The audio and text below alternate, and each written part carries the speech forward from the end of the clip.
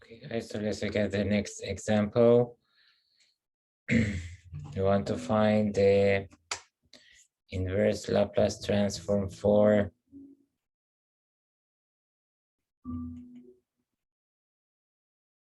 one over s plus one.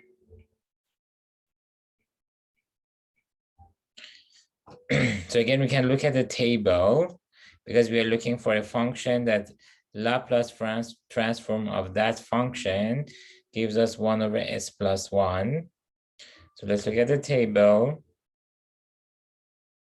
I didn't complete the table here, but if you look at the table from last time, we saw that the Laplace transform of e to power at, if you remember, was 1 over s minus a. So here I have 1 over s plus 1. So my a has to be minus 1. Here I have 1 over s plus 1. So my a must be minus 1. And if a is minus 1, then the function must be e to power minus t. So this is Laplace transform of this function will be, again, according to the table,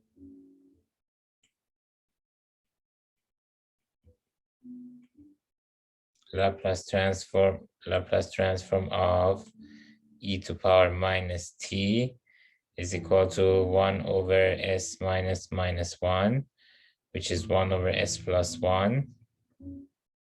So inverse Laplace transform of 1 over s plus 1 is equal to e to power minus t.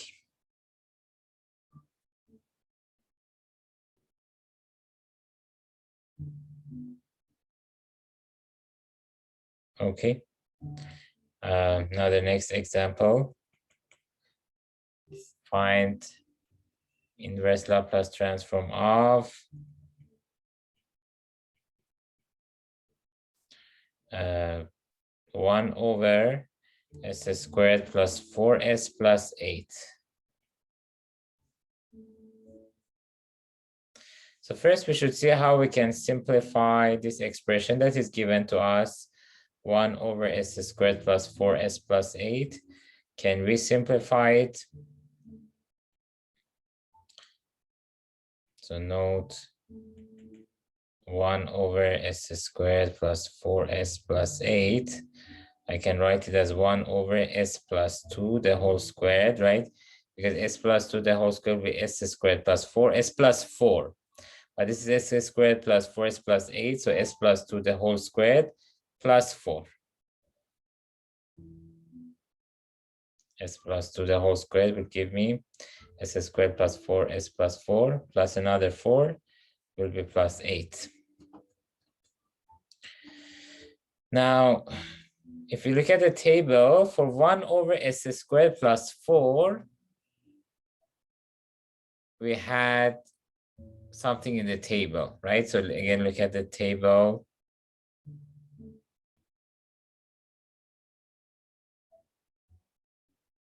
I can see I didn't write all the functions in the table, but we know it from last time that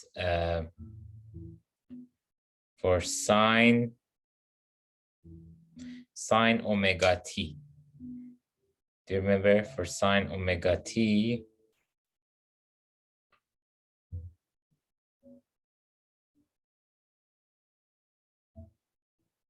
The Laplace transform was omega over s squared plus omega squared. So if I want to have, right now it's s plus 2 the whole square plus 4 in denominator. But let's say if this was just s squared plus 4. So again, according to the table,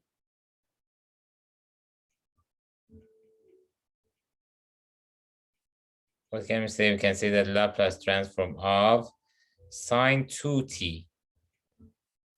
What will be that omega? If omega is 2, then what will be the Laplace transform? 2 over s squared plus 2 squared, which is 4. See, I want to get here, I want to get into 1 over s plus 2, the whole squared plus 4. But first, I have to get into 1 over s squared plus 4. Then I will handle like s plus 2, the whole squared, which is a shift compared to the original function. So in order to handle 1 over s squared plus 4, I look at the table, I will see that Laplace transform of sine 2t is 2 over s squared plus 4. But here I have 1 over s squared plus 4.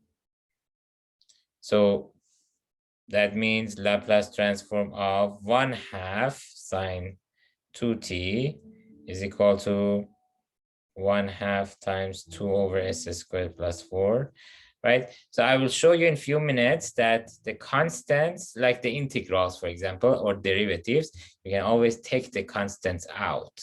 So Laplace transform of 1/2 sine 2t is same as 1/2 times Laplace transform sine 2t, which is 1/2 times 2 over s squared plus 4, and that's 1 over s squared plus 4. So I already got 1 over s squared plus 4 using this function. We're almost there, but we also need a shift, an additional shift. How can I adjust the additional shift? Well, that's again with the table we saw last time, that what type of function we need to use in order to create a shift in S. So basically the formula that we saw last time was e to power at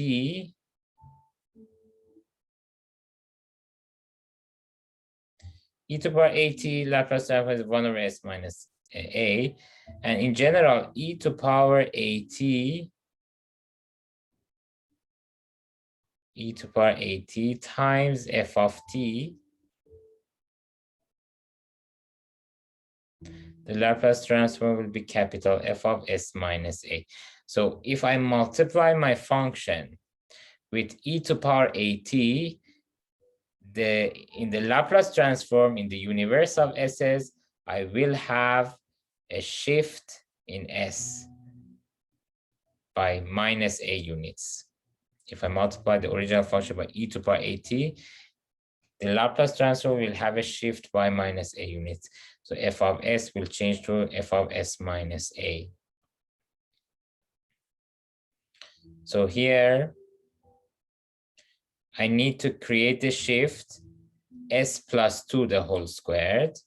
So I need to multiply my original function f of t by e to power minus 2t.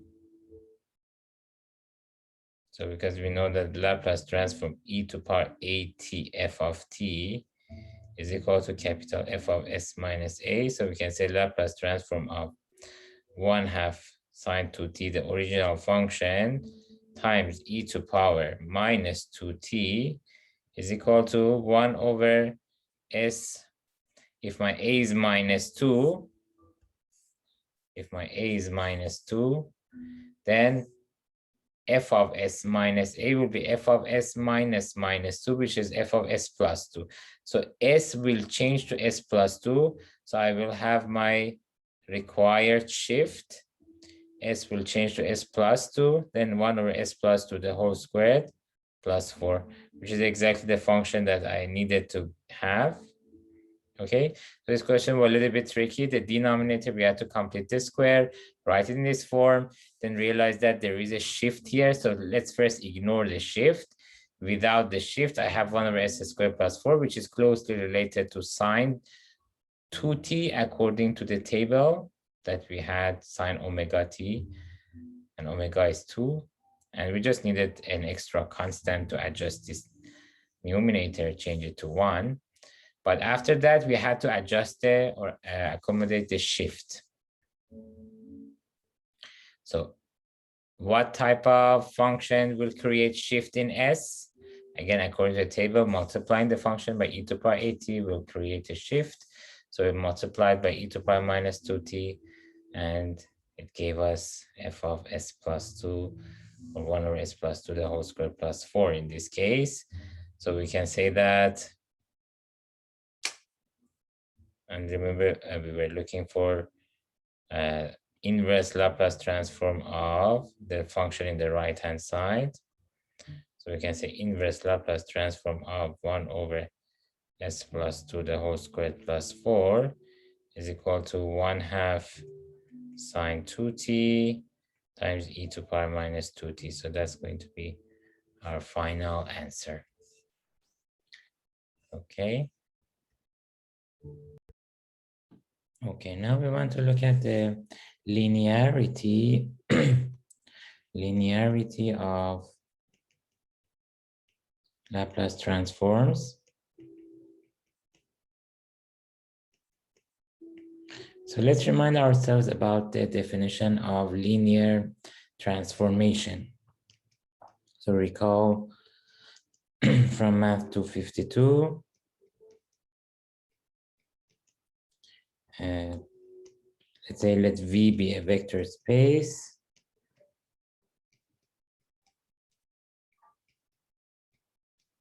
Then T from V to V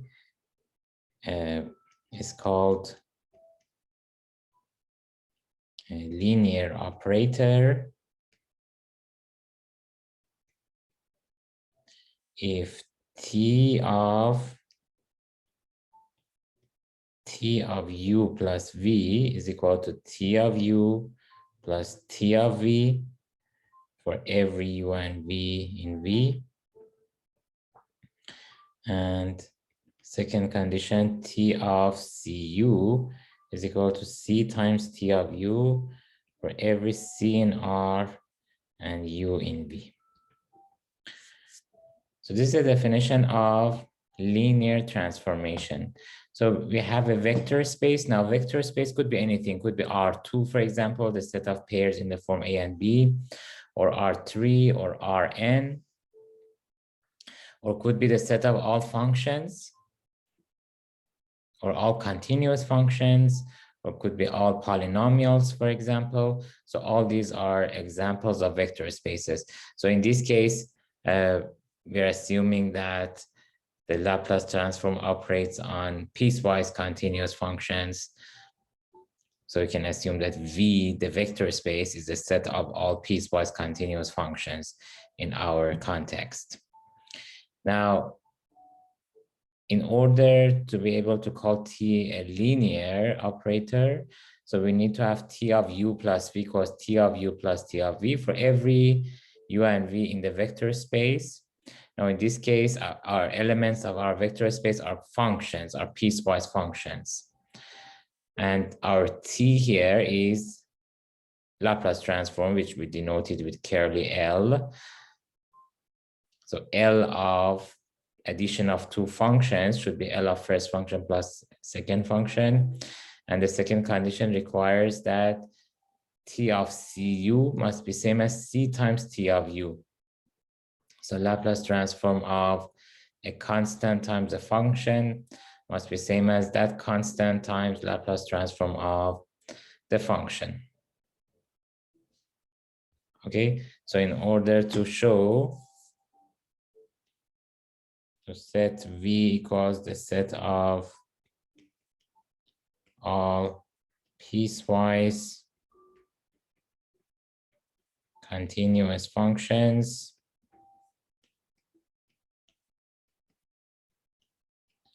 to show a Laplace transform from V to V is linear,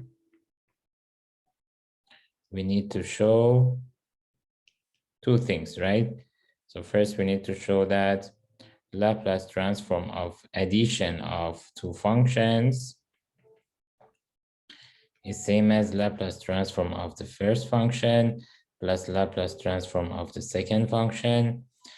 And we also need to show that Laplace transform of a constant times a function is same as the same constant times Laplace transform of that function. Now we can easily prove these two properties. So to prove one, Laplace transform of f of t plus g of t, we can write it as integral 0 to infinity e to power minus st times f of t plus g of t dt. Now we can write this one as integral 0 to infinity e to power minus st times f of t dt plus integral 0 to infinity e to power minus st times g of t dt, right? Just by property of integrals, right? Proper integral of addition of two functions can be written as addition of the integrals. And then this is same as Laplace transform of f of t plus Laplace transform of g of t.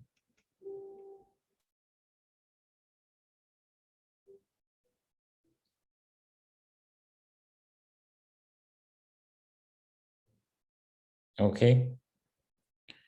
And then to prove 2, you can similarly prove 2.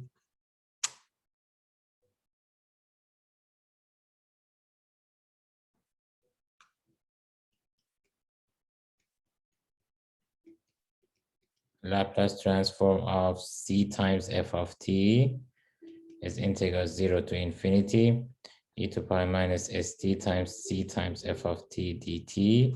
And again, by property of integrals, I can take c out. So c times integral 0 to infinity e to power minus st f of t dt.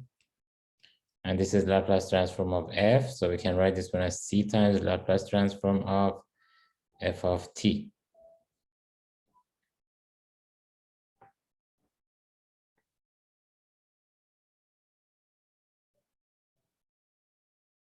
Okay.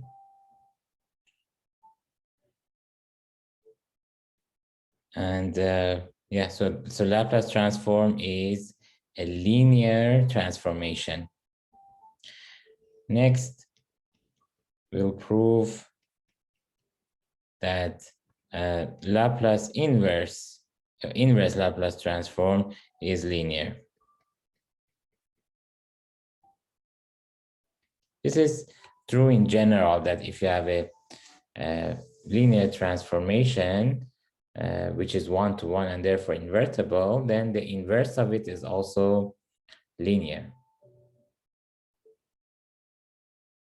Existence of linear comes from the fact that Laplace transform is one-to-one, but linearity of inverse Laplace transform comes from the fact that the original Laplace transform is linear.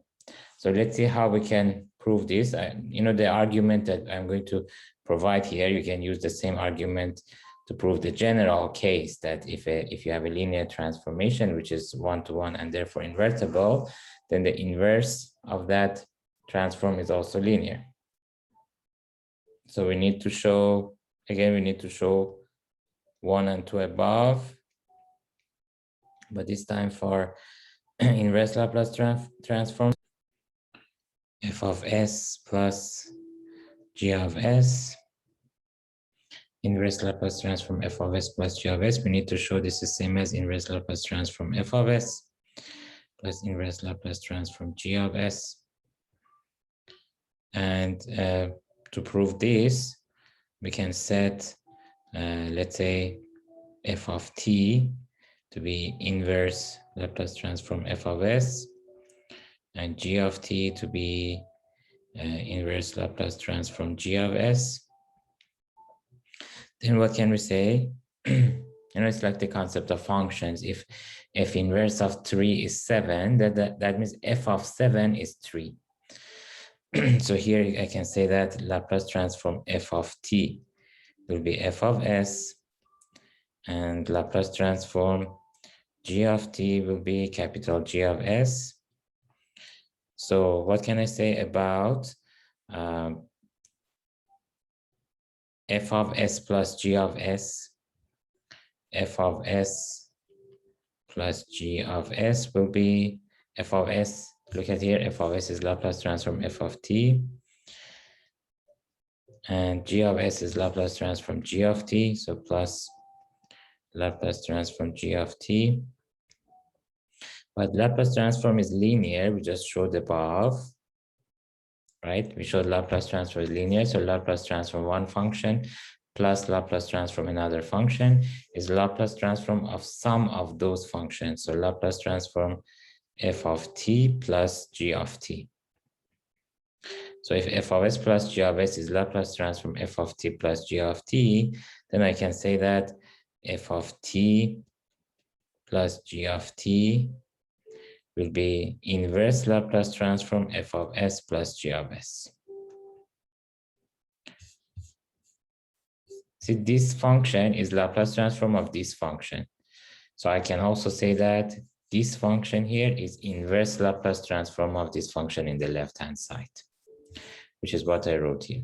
But in the last step, I can replace f of t with Laplace transform capital F of s, g of t with Laplace transform capital G of s. And then what can I say? So I can say Laplace transform f of s plus inverse Laplace transform g of s equals inverse Laplace transform f of s plus g of s, which is exactly what I wanted to show.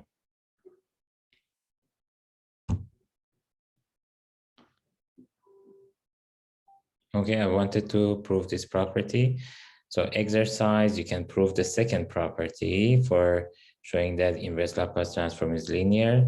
Show that inverse Laplace transform, let's say c times f of s is equal to c times inverse Laplace transform f of s for any constant c, and conclude that inverse Laplace transform is a linear operator. Okay, so same method can be used, like I said, to generalize this and prove that whenever you have a linear operator or linear transformation, which is invertible, then the inverse is also linear. Just a similar argument that we gave, but if you want to generalize it to an arbitrary linear operator on an arbitrary vector space, so instead of f of t and g of t, you can use u and v, for example. But the idea is the same. Okay, so we showed that Laplace transform is linear. Inverse Laplace transform is also linear. All right, so let's look at an example. Find inverse Laplace transform of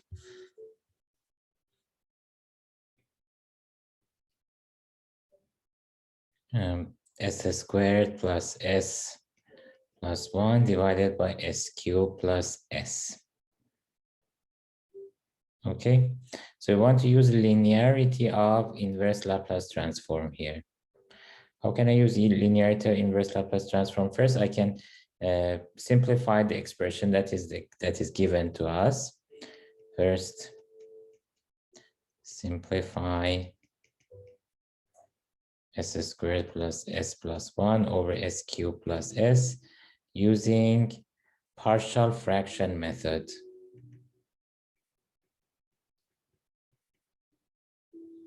Partial fraction method was a method that you learned in calculus to simplify expressions, or basically to calculate integrals, right? So in that method, you learn that you can always first factorize denominator into a product of linear and quadratic functions. So you have to basically factorize into linear functions unless you have a quadratic expression which has no root, no real root. If you have a quadratic expression where the discriminant is less than 0, and therefore you have no real root, therefore you will not be able to factorize that quadratic function in the set of real numbers. Well, in that case, you can leave it as a quadratic expression. Otherwise, you need to only have linear factors, okay? So factorize denominator into linear factors unless you have a quadratic factor that is not factorizable in the set of real numbers, then you can leave it as quadratic expression. Otherwise, factorize everything to linear functions. So what is the denominator here? Denominator is s cubed plus s. So if we factorize this, then we get s times s squared plus 1. And s squared plus 1 is not factorizable in R, in the set of real numbers, because it has no roots in R. If you have a function or a quadratic expression or a function that has a quadratic expression that has no roots, then it's not factorizable. Because if it is factorizable as, let's say, x minus a times x minus b, then x equals a must be a root. And x equals b must be a root. So if you have no roots, then not factorizable in the case of quadratic expression. And s squared plus 1 has no roots and not factorizable. So then how can I write my expression then? So then I can say s squared plus s plus 1 divided by s cubed plus s. I can write it as a over s plus bs plus c over s squared plus 1. And then I need to find my a, b, and c. How can I find a, b, and c? So I can, to find a, b, and c, we can multiply with the common denominator.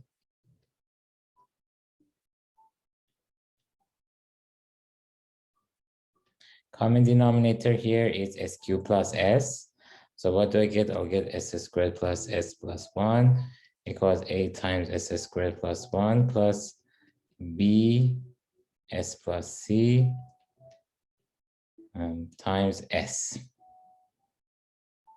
Okay, I'm multiplying both sides by s cubed plus s, which is same as s times s squared plus 1. So then if I rearrange the terms, s squared plus s plus 1 will be as squared plus bs squared plus a plus cs. Then s squared plus s plus 1 equals a plus b times s squared plus cs. This c is capital C.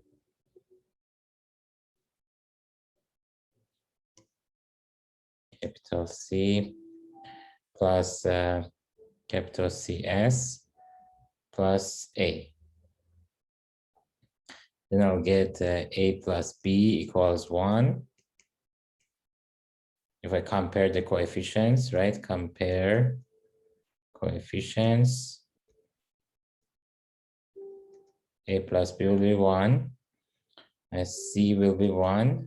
And A will be 1. So A equals 1, C equals 1. And this substitute here, you'll get B equals 0. Okay, so I can write the expression that was given to us, s squared plus s plus 1 over s cubed plus s. I can write it as 1 over s plus b is 0 and then c is 1. So 1 over s squared plus 1, right? It was bs plus c, b was 0, c was 1. So this expression here becomes 1 over s squared plus 1. Now I want to find inverse Laplace transform on left-hand side, which will be same as inverse Laplace transform on right-hand side. So inverse Laplace transform of s squared plus s plus 1 over s cubed plus s will be same as inverse Laplace transform of 1 over s plus 1 over s squared plus 1. Now I want to use the fact that inverse Laplace transform is linear. Inverse Laplace transform is linear, so I can write it as inverse Laplace transform 1 over s plus inverse Laplace transform 1 over s squared plus 1. When you have a linear transformation or linear operator, that operator applied on addition of two objects is same as addition of that operator applied to each of those objects individually. That's the basic property and definition of linear transformation or operator. Now, inverse Laplace transform 1 over s, we know it's 1. And inverse Laplace transform 1 over s squared plus 1, we know it's sine t, because Laplace transform 1 is 1 over s, and Laplace transform sine t is 1 over s squared plus 1, according to the table. So if Laplace transform 1 is 1 over s, that means inverse Laplace transform 1 over s is 1, and similar argument for the other term. And that's it. So this is the final answer. So inverse Laplace transform of this expression is 1 plus sine t. Okay, so what I just want to mention one point here that, well, here when we wanted to use the partial fraction method, you have to be careful. So here the degree of numerator was 2, degree of denominator was 3.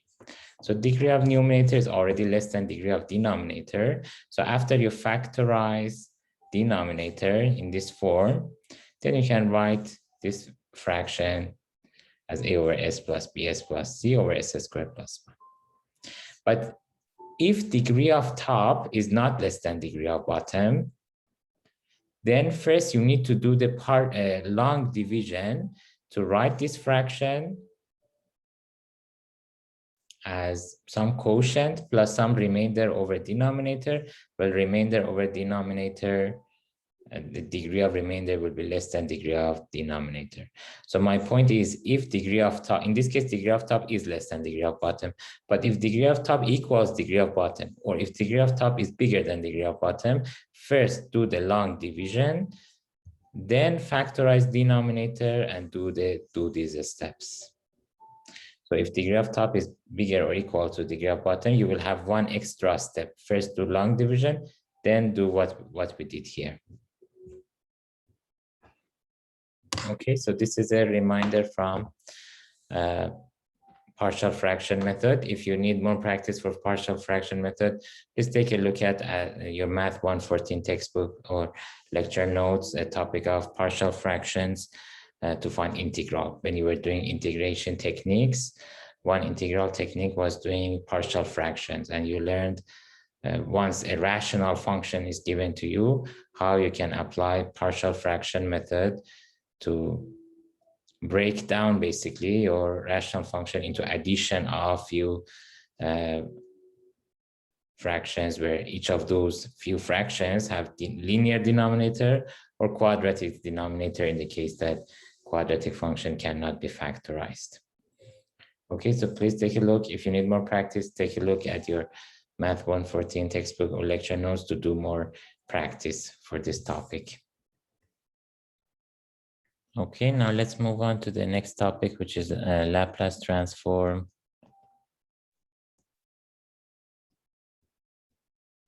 of derivatives.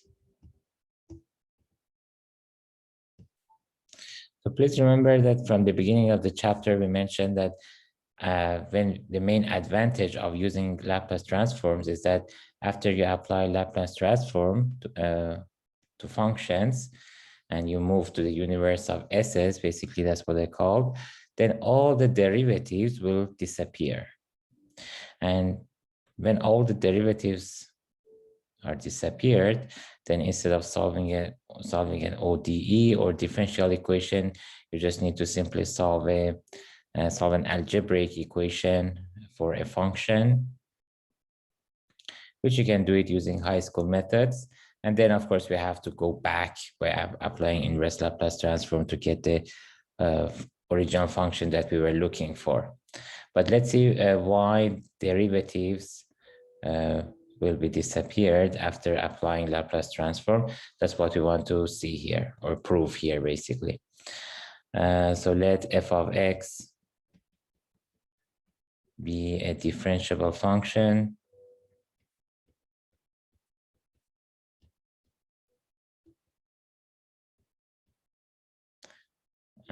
which is of exponential order.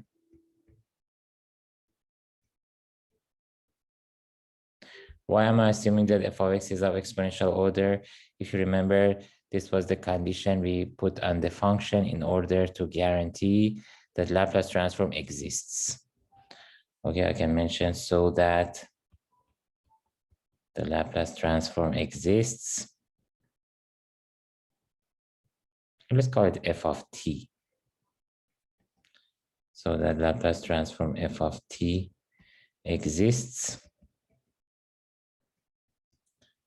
Then Laplace transform f prime of t exists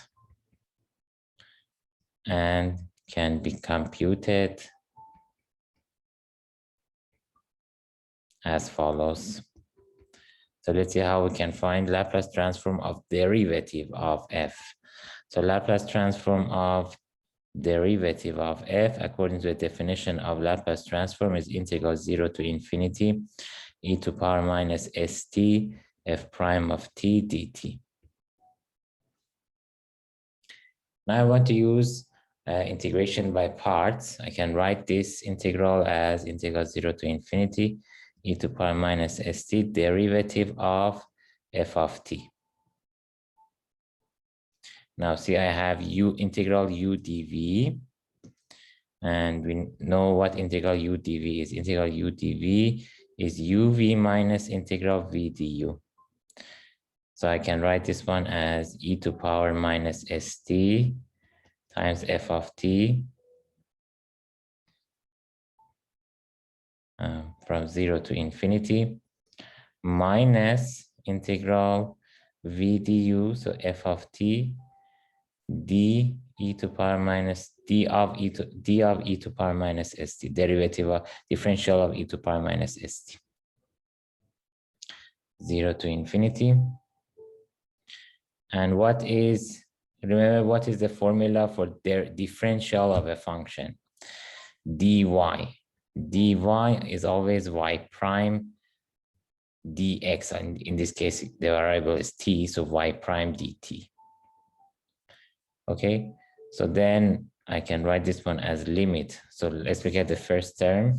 First, I need to calculate this function at infinity. What's the meaning of calculating this function at infinity? Means I have to calculate the limit, let's say as t goes to infinity, e to power minus st times f of t, and then minus the value at 0. The value at 0, e to power 0 is 1, and this one at 0 will be f of 0. So minus f of 0 minus, and then f of t times differential of this. Differential of this, as we said, means derivative of this times dt. So that's going to be integral 0 to infinity f of t, derivative of that function, which is minus s e to power minus st dt. Then this is limit e to power minus st f of t, t goes to infinity, minus f of 0, and then plus s times integral 0 to infinity f of t e to power minus st dt.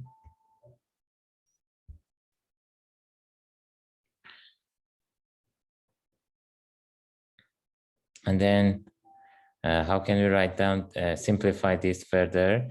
Well, this guy here is Laplace transform of f. Do you remember the definition of Laplace transform of f is integral 0 to infinity e to power minus st times f of t dt. What about this guy? This is 0.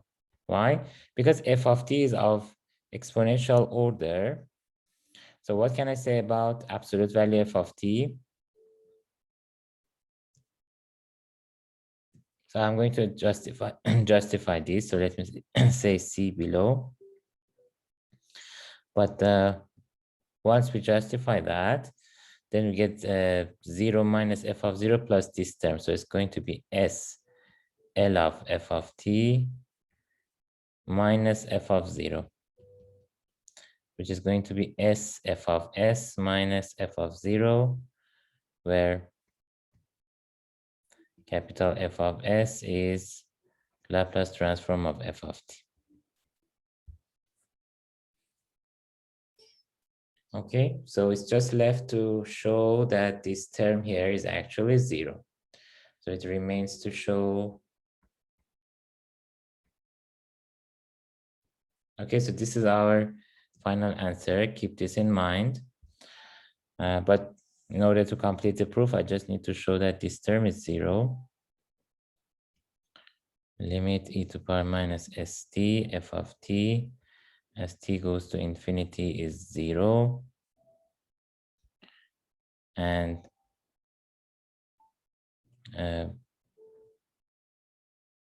how can I show this? So this can be done. So it's enough to show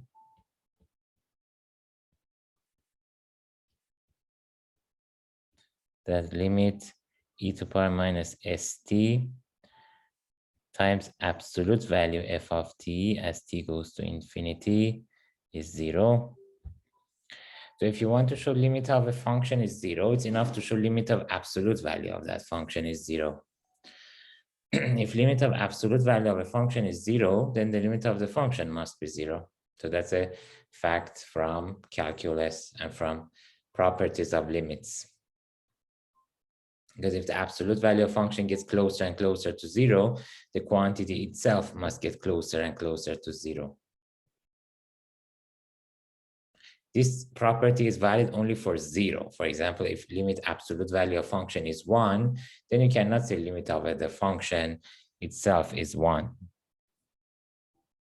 If limit of absolute value of function is 1, maybe limit of original function is 1, or maybe it's minus 1, or maybe even it may not exist. We can't say. But, or for 2, for 3, for all other numbers, if limit of absolute value is, for example, 5, again, we can't conclude about the original function. But for 0, if the absolute value of a function gets closer and closer to 0 in absolute value, then the original number must also get closer and closer to 0.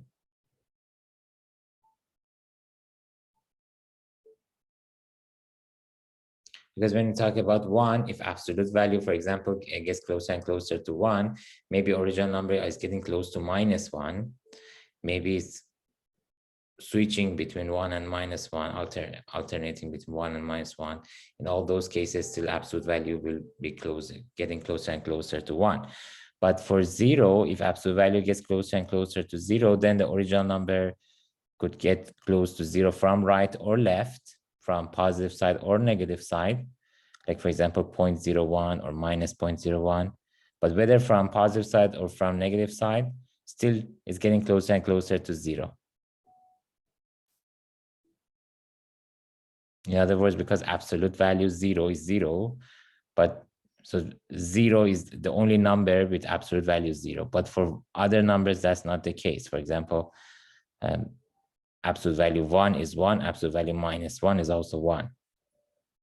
But for 0, 0 is the only number with absolute value 0. Okay, so this is the property of limits. It's related to calculus and properties of limits. So to show this is enough to show this. And how can I show this? And now note that by assumption, we said that f of t is of exponential order. So what does that mean? So that means absolute value f of t is less than equal to m e to power ct for constants m and c bigger than 0. So then what can I say about e to power minus st times absolute value f of t? So if we multiply everything by e to power minus st times absolute value f of t, we can say this is less than equal to m e to power minus st times e to power ct, which is m e to power minus s plus c times t.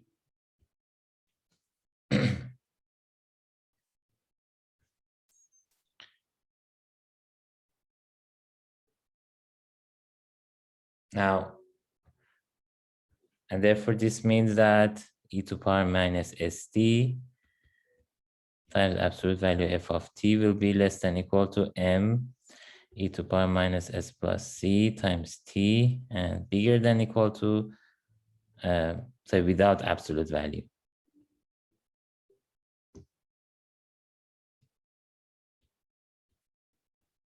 Bigger than equal to minus m e to power minus s plus c times t, right? If absolute value of a number less than a, let's say absolute value x less than a, then x is between minus a and a. This is a property you saw in high school or pre-calculus. Okay. Now I want to use squeezing theorem. Let's take the limit as t goes to infinity. Now, limit minus m e to power minus s plus c times t equals limit m e to power minus s plus c times t.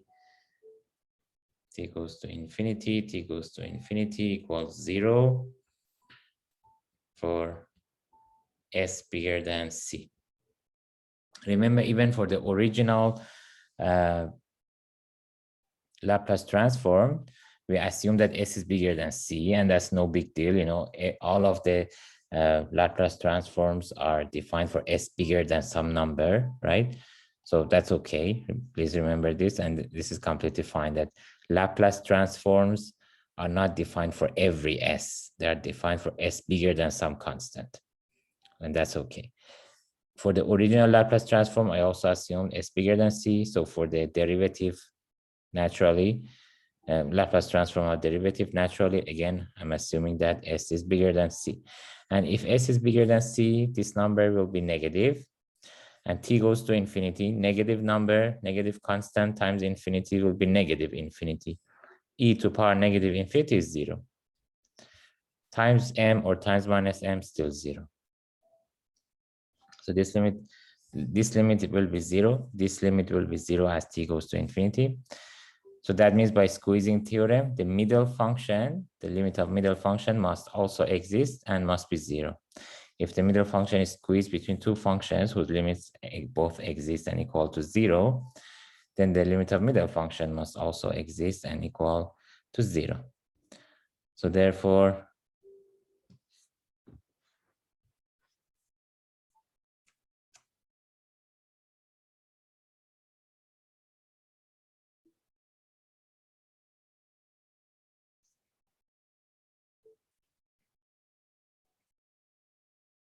by squeezing theorem,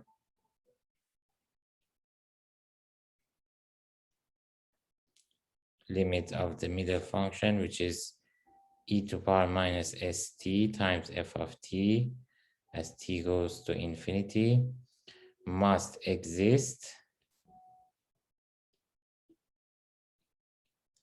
and or let me say exist by square the limit, this exists and is equal to 0.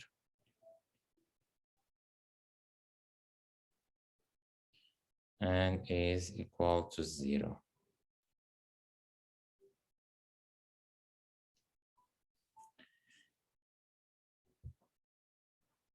Okay. So this is what we wanted to show here. Okay, so we have showed that Laplace transform of f prime of t is equal to s f of s minus f of 0. Right, this is a result we have here, s f of s minus small f of 0, sorry, minus small f of 0. Now for second derivative, so basically we want to find Laplace transform of f double prime of t this time.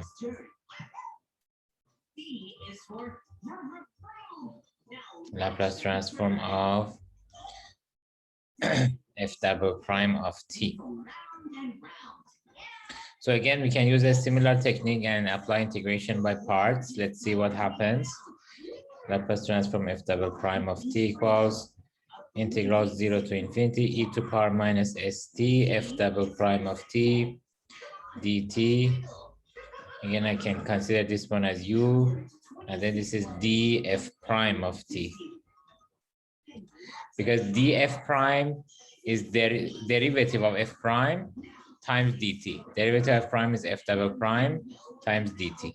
And by integration by parts, I can write this as e to power minus st times f prime of t from 0 to infinity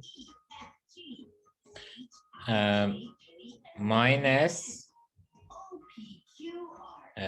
integral 0 to infinity f prime of t derivative of e to power minus st, which is minus s e to power minus st dt. And this is going to be limit e to power minus st f prime of t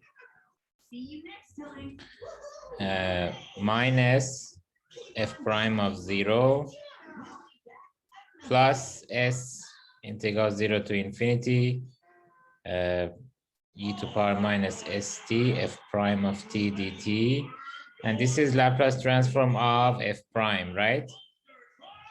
Laplace transform of f prime of t, which is same as s f of s minus f of 0. And this one t goes to infinity.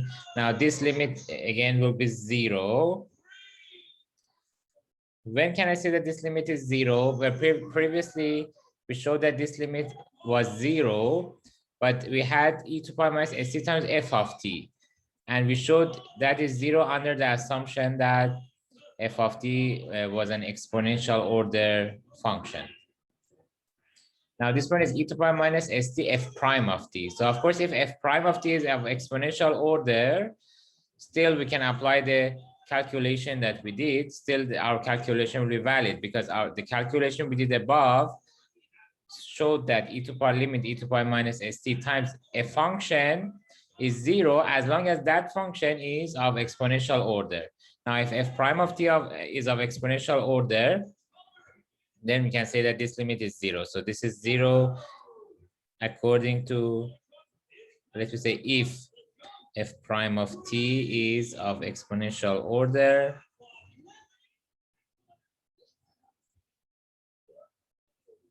according to calculation above. So then we will be left with s times this guy, which is going to be s times s f of s minus f of 0, and then minus f prime of 0. And then this is s squared f of s minus s f of 0 minus f prime of 0.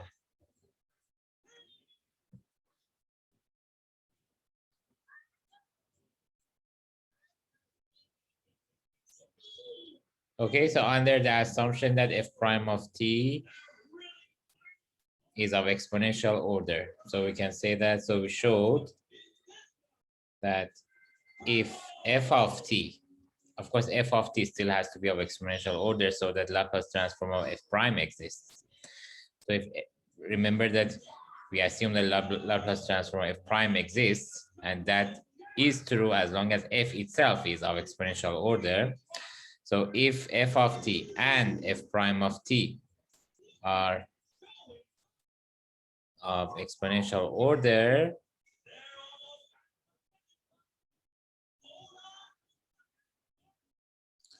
then we can say that Laplace transform of f double prime of t is equal to s squared f of s, right? This expression minus s f of 0 minus f prime of 0. So one remark that I want to mention here is that, but because in mathematics we always want to put as least as assumptions as possible. So here I made two assumptions that f of t is exponential order, f prime of t is of exponential order. Now, a natural question here would be, let's say I'm already assuming that f of t is of exponential order. Does this imply that f prime of t is of exponential order?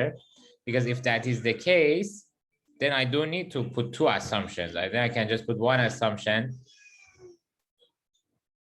that f of t is of exponential order, and if that automatically implies f prime of t is of exponential order, and I need to remove the second assumption. However, the remark I want to say here is that it is possible that a function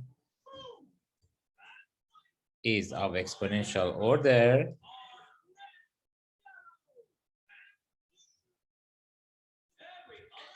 but its derivative is not.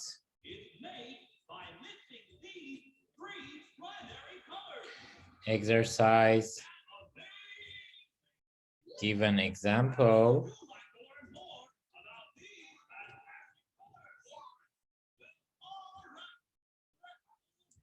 of such function. To give an example of such function, so for this reason, we had to make two separate assumptions above. Two separate assumptions for f of t and f prime of t being of exponential order.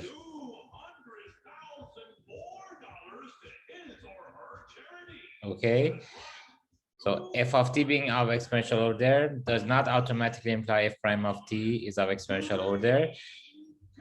As an exercise, I ask you to find such a function.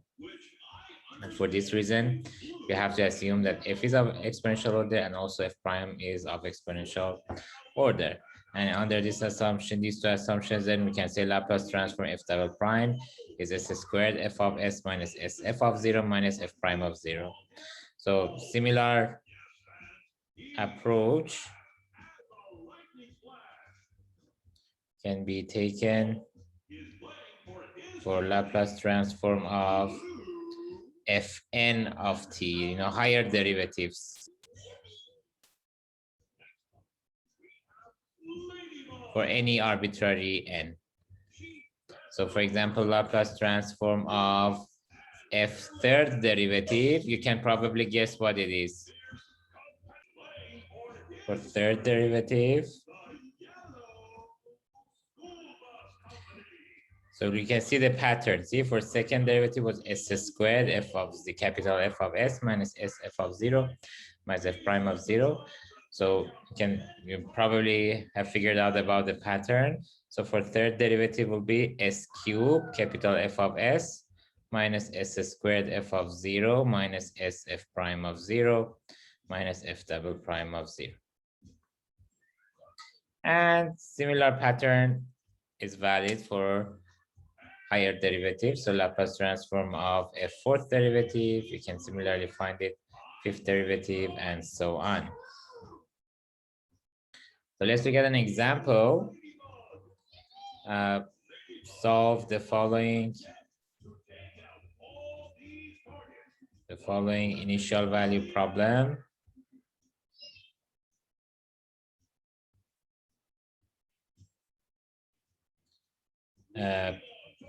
Y double prime plus y equals cos 2t and y of 0 equals 0, y prime of 0 equals 1. So take Laplace transform from both sides.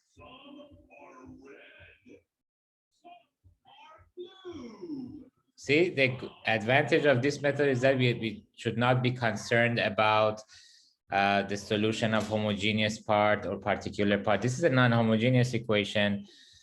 previous approaches, we had to like take care of homogeneous parts separately and then particular parts and then add them. But here we don't need to do that. Just take Laplace transform from both sides, regardless whether you have homogeneous or non-homogeneous equation. So Laplace transform from both sides. And then we get Laplace transform y double prime plus Laplace transform y equals Laplace transform goes to t. I also use the fact that Laplace transform is a linear transform. So Laplace transform of left-hand side can be written as Laplace transform y double prime plus Laplace transform y. Now, what will be Laplace transform y double prime? We just had the formula here. S squared f of s, capital F of s, minus s y of 0 in this case, minus y prime of 0. So here we used the fact that Laplace transform is linear. So now if I set Laplace transform y, let's call it f of s, capital F of s. Then Laplace transform y double prime will be s squared f of s minus s y of 0 minus y prime of 0.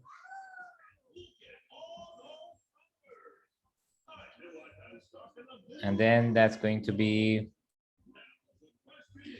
s squared f of s minus sy of 0. Y of 0 is 0, it's given as 0 in the question. And y prime of 0 is given as 1, so this is going to be minus 1. So then I'll have s squared f of s minus 1 plus f of s equals Laplace transform cos 2t. What is Laplace transform cos 2t? So that's going to be, we had a formula for it.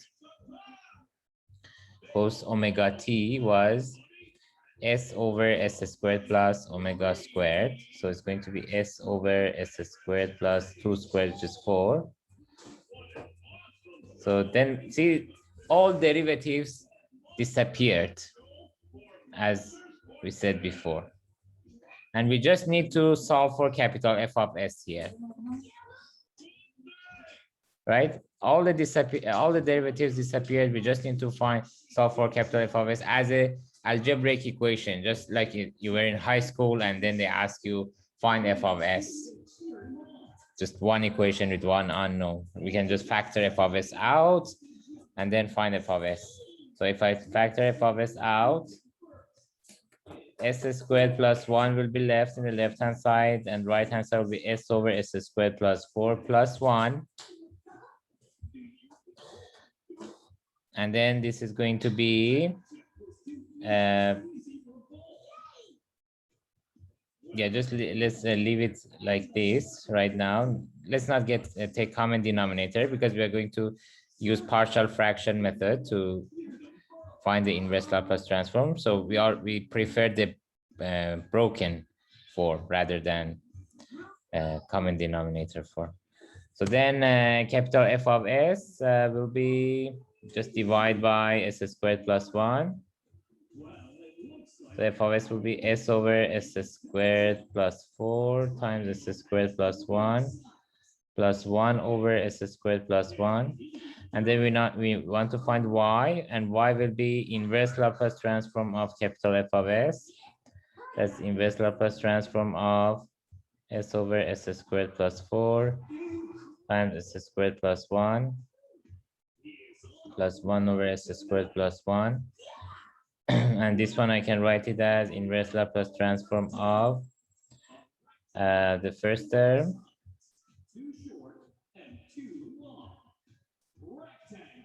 plus inverse Laplace transform of second term, because inverse Laplace transform is also linear.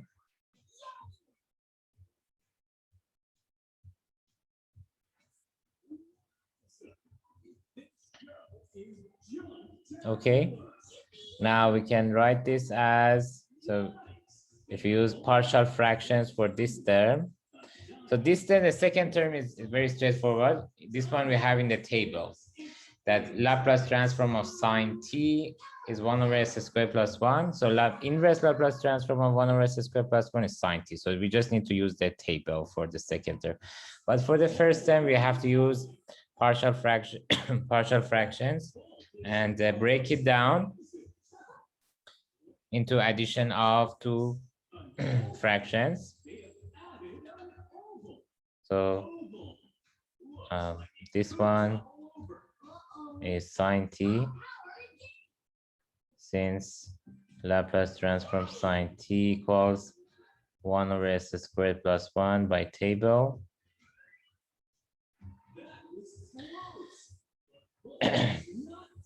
And for the for the first term, we want to use partial fraction. Partial fraction for this term.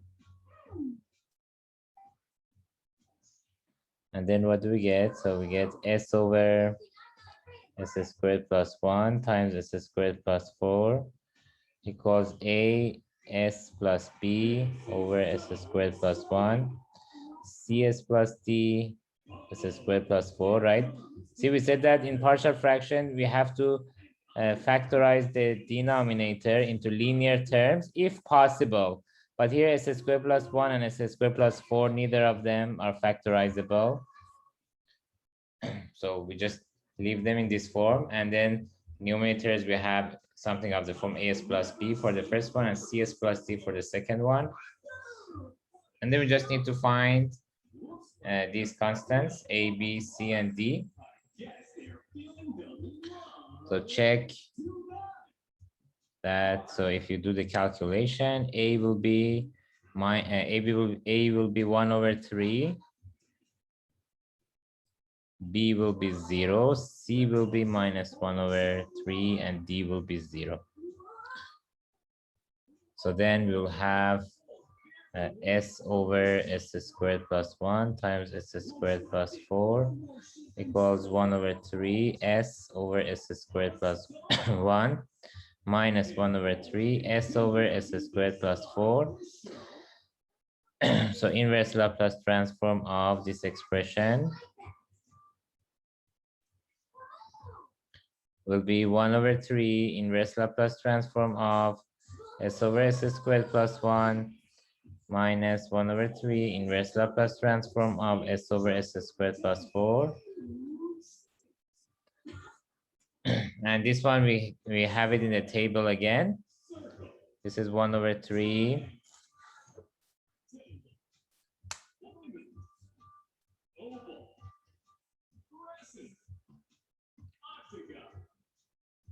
1 over 3 cos t minus 1 over 3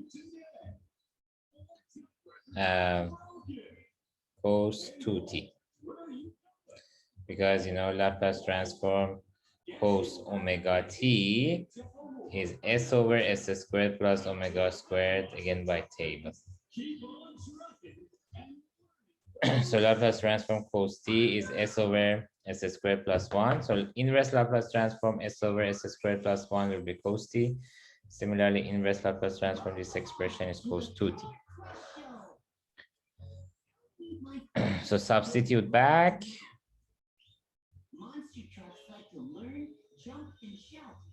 And then we get y equals inverse Laplace transform capital F of s. Let's look at the expression. This one we calculated below. This one we already know it's sine t. Just add them. So let me call this one maybe 2 star. And here I can say substitute back into 2 star.